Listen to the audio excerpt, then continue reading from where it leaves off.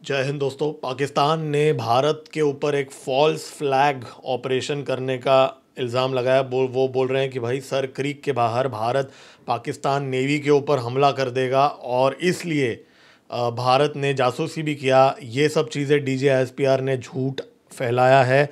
और इतना ही नहीं, बांग्लादेश में अज़रबैजान से एक अनआइडेंटिफाइड कार्गो लैंड हुआ है इस टाइम पे। और इसी टाइम पे टर्की से एक डेलीगेशन भी वापस लैंड हुआ है बांग्लादेश के अंदर। और बता दो, बांग्लादेशी आर्मी के लोग ऑलरेडी पाकिस्तान के अंदर डिस्कशंस कर रहे हैं। और पाकिस्तान का नेवी चीफ बांग्लादेश में अभी लैंड हो रहा है कुछ ही दिन में। और इतना ही नहीं, एक और अपडेट भी आया है कि कंगलू जो है, यूनुस जो है, वो बिजली का बिल नहीं भर रहा है और भारत जो है अब बिजली काटने वाला है बांग्लादेश का। ये भी एक और आज का अपडेट है। और बहुत सारे अपडेट्स लेके आए हूँ दोस्तों इस वीडियो में। मेरे वीडियो को लाइक कीजिए, इस चैनल को सब्सक्राइब कीजिए। मेरा नाम है गिरीश और आप देख रहे हैं जियो पॉलिटिक्स। चलिए स्टार्ट करते हैं। देखिए यहाँ पे आज जो है भारत ने एक नया नोटैम इशू कर दिया है। जी हाँ, ये एक नया नोटैम है। ऑलरेडी एक्सरसाइज त्रिशूल चल रहा है हमारा सर क्रीक के अंदर, और उसके अंदर अब एक नया नोटैम। अब ये जो नोटैम है ये 9 नवंबर से लेके 11 नवंबर तक है। और ये जो है मात्र 30 किलोमीटर दूर टच होता है पाकिस्तान के नोटैम के साथ।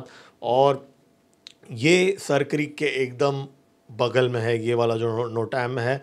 और माना जा रहा है कि यहाँ पे नेवल फायरिंग एक्सरसाइजेस करेगा भारत। तो पाकिस्तान का नेवी और भारत का नेवी यहाँ पे आमने सामने होंगे। और इसी टाइम पे DGISPR बोल रहा है कि भाई जी, फेक एलिगेशन लगा रहा है कि भाई भारत जो है एक फॉल्स फ्लैग ऑपरेशन करने वाला है। वो बोल रहा है कि भाई भारत का नेफेरियस प्लान्स है और उनके पास क्रेडिबल एविडेंस है कि भारत ये करेगा, हमला करेगा भारत।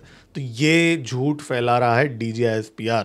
और भारत के तरफ से देखिए इसमें रिएक्शंस ऑफिशियल तो नहीं आई हैं, लेकिन भारत के जो इंटेलिजेंस एजेंसीज के लोग बोल रहे हैं कि जी ये पाकिस्तान का एक फॉल्स फ्लैग हो सकता है, उल्टा हो सकता है। क्योंकि हमने इसी टाइप के एलिगेशंस पहले भी देखे थे पाकिस्तान की तरफ से, जब वो कोई चीज़ करने की कोशिश करते हैं।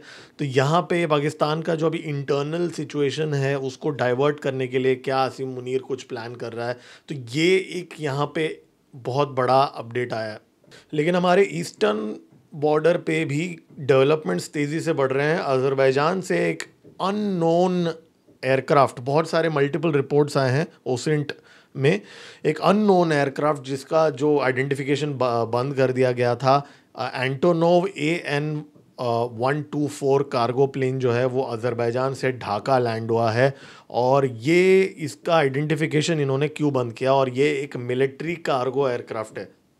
तो अब ये मिलिट्री कार्गो एयरक्राफ्ट इस टाइम पे आ रहा है जब US के ट्रुप्स जो हैं कॉक्स बाज़ार के अंदर लैंड हो गए थे। और वहाँ पे अब माना जा रहा है कि बांग्लादेश आर्मी और जो म्यांमार की जनता है वो लोग दोनों मिलके रोहिंग्या अराकान आर्मी को सपोर्ट कर रहे हैं ताकि वो अराकान आर्मी से लड़े और उनको वहाँ से बाहर निकाले। तो ये इस सिचुएशन पे जब भारत का भी नोटैम वहाँ पे है और भारत का पूर्वी प्रचंड प्रहार जो है वो एक्सरसाइज स्टार्ट हो चुका है आज ही के दिन नॉर्थ ईस्ट में, जहाँ पे भारत का जो ट्राई सर्विस एक्सरसाइज है इसमें आर्मी, नेवी और एयरफोर्स तीनों इन्वॉल्व हैं। जब ये एक्सरसाइजेज हो रहे हैं अज़रबैजान से यहाँ पे ये कार्गो आ जाता है।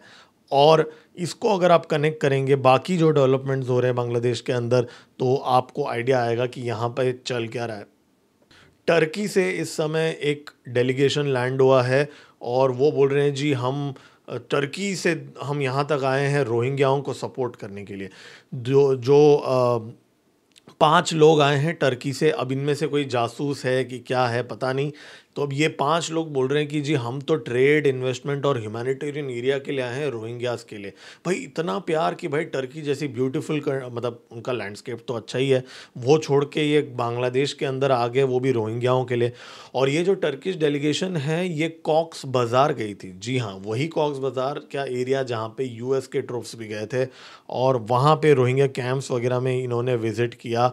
और अब माना जा रहा है कि टर्की के साथ मिलके मोहम्मद यूनुस जो है एक डिफेंस कॉरिडोर प्लान कर रहा है बांग्लादेश के अंदर। जी हाँ, ये एक बहुत बड़ा अपडेट सामने आया है कि ये जो डिफेंस कॉरिडोर होगा इसमें टर्की का जो मिलिट्री इक्विपमेंट है वो मैन्युफैक्चर होगा। खैर, लेकिन वो एक लॉन्ग टर्म न्यूज़ है, लेकिन अभी यहाँ पे टर्किश डेलीगेशन भी बांग्लादेश विजिट कर चुकी है। और अब मोहम्मद यूनुस अचानक बोल रहा है जी मैं बिजली का बिल नहीं भरूंगा भारत को। जी हाँ, कंगलू जो है उसको फाइटर जेट खरीदना है, कंगलू जो है उसको मिसाइल्स खरीदने हैं, कंगलू को जाके पूरी दुनिया पे जाके कहाँ कहाँ जाके क्या क्या चीज़ें खरीदना है, लेकिन भाई अपनी बिजली का बिल नहीं भरना है कंगलू को। और ये बंदा अब बोल रहा है मैं बिल नहीं भरूंगा। तो अदानी पावर ने भाई ये बोला है कि भाई अगर आप बिजली नहीं भरोगे तो हम आपका बिजली काट देंगे। 11 नवंबर का डेडलाइन है दोस्तों, आज 4 नवंबर है। ये वीडियो के रिकॉर्डिंग के टाइम पे 11 नवंबर तक बिजली बांग्लादेश का कट हो जाएगा अगर वो बिल नहीं भरेंगे।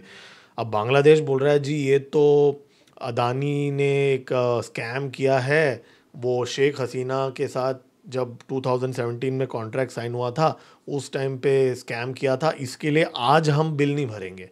ये क्या बात हो गई। अब 496 मिलियन जो है एरियर्स में बाकी हैं और 262 मिलियन जो है वो अनपेड बिल्स में बाकी है। अगर हम टोटल लगा दें तो ऑलमोस्ट 850 मिलियन के आसपास, बहुत बड़ी रकम होती है 850 मिलियन, सोचिए आप, बहुत बड़ी रकम होती है ये। तो ये काफ़ी टाइम से पेंडिंग है और बांग्लादेश का पावर डेवलपमेंट बोर्ड ने बोला है जी हम ये अभी नहीं भर पाएंगे क्योंकि भाई हमारे पास फॉरेक्स रिजर्व्स ही नहीं है। कंगलू के पास पैसे नहीं है लेकिन फाइटर जेट खरीदना है। एनीवेज, तो ये उसने ये चीज़ बोला है कि भाई हम इसको कोर्ट में लड़ेंगे। तो गौतम अदानी ने बोला कि भाई ठीक है कोर्ट में लड़ना है ना, एक काम करो लंदन आओ, लंदन के कोर्ट में लड़ेंगे। तो अदानी भी जो है वो भी शाना है, वो भी इस गेम के अंदर वो जानता है कि मोहम्मद यूनुस भाग के जाएगा तो भी कहाँ जाएगा, लंदन ही भागेगा ना।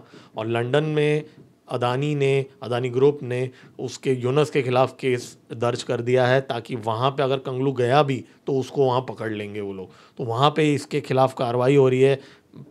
चोर हैं, पैसे नहीं देना इन लोगों को और ऐसी ऐसी हरकतें करनी है।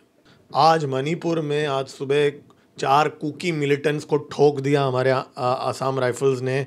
और वहाँ पे ये इंटेलिजेंस ड्रिवन ऑपरेशन था। United Kuki national army, so called army, आके वहाँ पे यूएन के जो टेररिस्ट हैं वो वहाँ पे सिक्योरिटी फोर्सेस के साथ ये कर रहे थे। और वहाँ पे मणिपुर की खानपी विलेज के अंदर ये ऑपरेशन हुआ और ये सारे के सारे जो टेररिस्ट्स हैं वो मारे गए। लेकिन अभी भी ऑपरेशन जारी है, डिटेल्स आ रही हैं और ये एक बहुत बड़ा अचीवमेंट है हमारे फोर्सेस के लिए। और जैसा मैंने आपको बताया था मेरे नॉर्थ ईस्ट के वीडियो में, अब फ़िलहाल जो ASRA जो है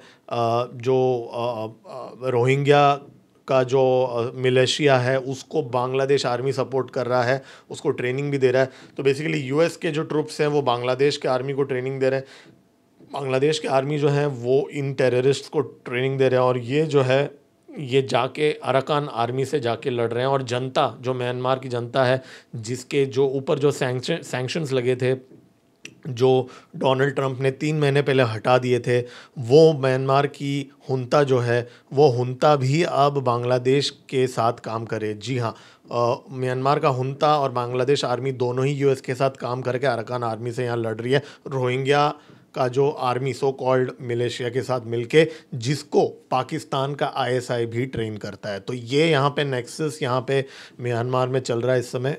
और एक रिपोर्ट ये भी आई है ट्विटर पे, अब कुछ हैंडल्स ने बोला और अब तो ये वायरल हो गया है मेन स्ट्रीम मीडिया में भी कि भाई आसिम मुनीर जो है वो अब लाइफ टाइम एक्सटेंशन दे रहा है खुद को। इसको मैं क्लोजली ट्रैक करूँगा। और आज एक और रिपोर्ट आई है कि भाई जो पाकिस्तान का सुप्रीम कोर्ट है उसके अंदर ब्लास्ट हो गया। और जैसे ही ब्लास्ट हो गया पाकिस्तान के जो बॉट्स हैं वो सारे बोलने लगे नहीं जी ये तो सिलेंडर ब्लास्ट था। पाकिस्तान के अंदर आजकल इतने सारे सिलेंडर ब्लास्ट हो रहे हैं। पेशावर के एम्यूनिशन डिपो के अंदर छोटा सा बोलते हैं कि कोई रैंडम ब्लास्ट हो गया। और ठीक है, कराची के मार्केट के अंदर बहुत बड़ा टायर के गोडाउन के अंदर माना जाता है उसके अंदर सीक्रेट एम्यूनिशन रखा था, वहाँ पे ब्लास्ट हो जाता है। अब पाकिस्तान का सुप्रीम कोर्ट के अंदर ब्लास्ट हो जाता है और वो बोलते हैं नहीं जी ये तो बस ऐसे ही छोटा मोटा कोई इक्विपमेंट फट गया है। तो कवर अप करने में पाकिस्तान के लोग जो हैं बहुत ही कमज़ोर हैं। और लश्कर तैयबा कि एकदम फट चुकी है एक्सरसाइज त्रिशूल को देख के। उन्होंने अपने सारे प्रोग्राम्स जो हैं वो कैंसिल कर दिए हैं अगले 1 हफ्ते तक, जब तक एक्सरसाइज त्रिशूल चालू होगा। जैसे लश्कर ए तैयबा जो है वो छुप के अपने चूहों के बिल के अंदर बैठ गए। अब एक रिपोर्ट ये भी आई कि भाई पाकिस्तान के जो फोर्सेस हैं इन्होंने इस साल 1000 से ज़्यादा ट्रूप्स मारे गए पाकिस्तान के। जी हाँ, 2025 में मोर देन 1100 ट्रूप्स जो हैं वो मारे गए। आईएसपीआर ने खुद 500-600 का नंबर बोला था, मतलब आप डबल कर लीजिए और उतना क्वांटिटी ऑफ ट्रूप्स, मतलब आप सोचिए 1000 सोल्जर्स क्या होते हैं। मतलब ये तो वॉर में भी, बहुत सारे वॉर्स में भी इतने लोग नहीं मरते। और भारत के लिए गुड न्यूज़ ये है कि जो क्रेडिट कार्ड यूपीआई इंटीग्रेशन जो है उसका जो मार्केट शेयर जो है वो 38% of all credit card transactions हो चुका है। ये जियोपॉलिटिकली इसलिए इम्पोर्टेंट है क्योंकि वीज़ा और मास्टर कार्ड और अमेरिकन एक्सप्रेस, ये 3 ब्रांड्स जो हैं भारत के अंदर मार्केट शेयर बढ़ाने की कोशिश कर रहे थे, राइट। और इनके थ्रू अगर हम पेमेंट करेंगे तो ये पैसा जो है यूएस में जाता है, वेस्टर्न कंट्रीज़ में जाता है।